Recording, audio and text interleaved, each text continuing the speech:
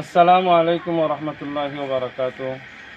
উম্মাহ foundation বাংলাদেশের দেশ এবং প্রবাসর সকল সদস্যবৃন্দরে আমি আহমদ তারেক খান খাজা ওসমান ইসলামিয়া মাদ্রাসার পক্ষ থেকে আন্তরিক মুবারকবাদ জানাইয়ার।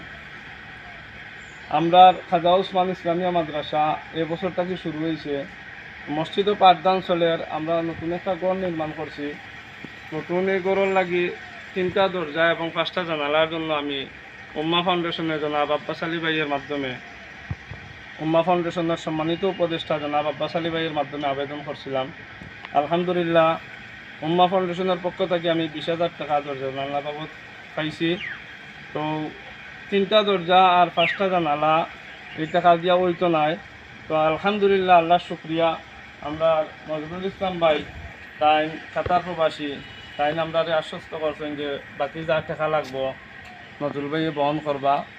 আমি এই মাদ্রাসার সাথে সংশ্লিষ্ট সহ উম্মাহ ফাউন্ডেশনের উত্তরোত্তর সফলতা কামনা করি এবং উভয় জগতের সম্মান কামনা করে এখানেই শেষ করছি। আসসালামু আলাইকুম রহমতুল্লাহ।